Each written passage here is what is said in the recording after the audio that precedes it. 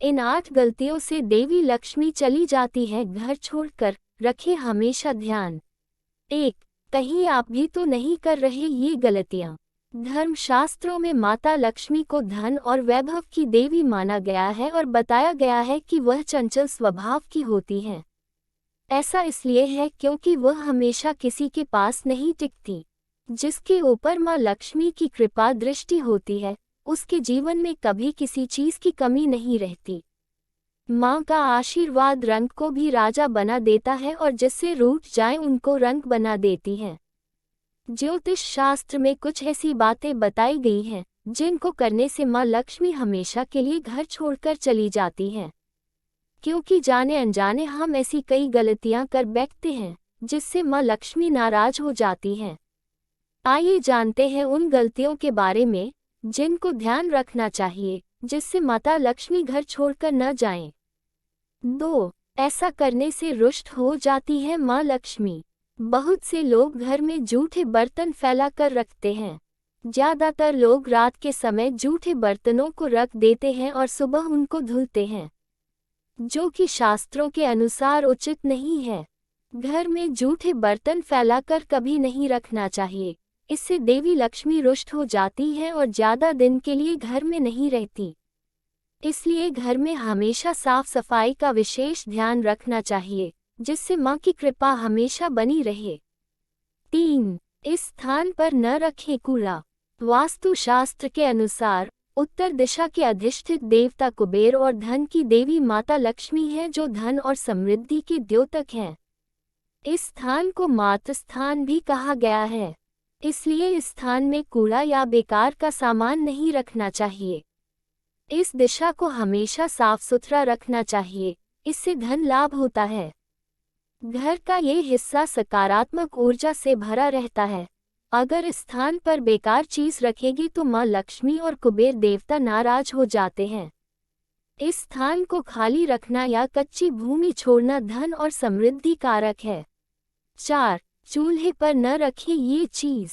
रसोई गैस पर खाली और झूठे बर्तन नहीं रखने चाहिए। हमेशा चूल्हे को साफ सुथरा रखना चाहिए।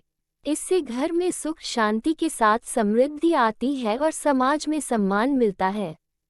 पुराणों में बताया गया है कि चूल्हे पर खाली बर्तन रखकर छोड़ने से घर में दरिद्रता का वास होता है।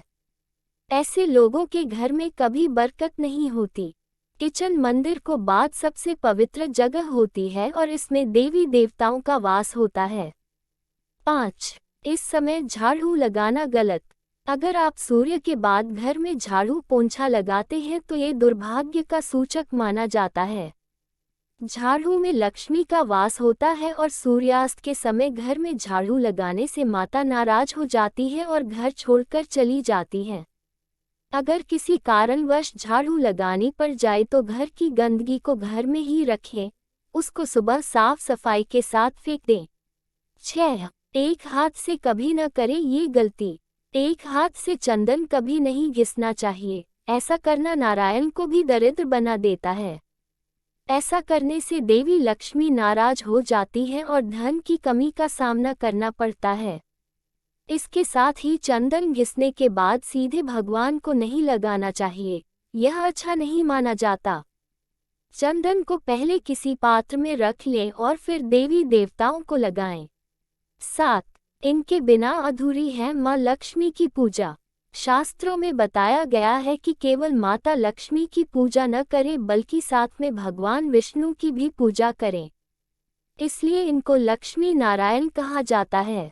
अकेले माता लक्ष्मी की पूजा करने से उनकी कृपा प्राप्त नहीं होती।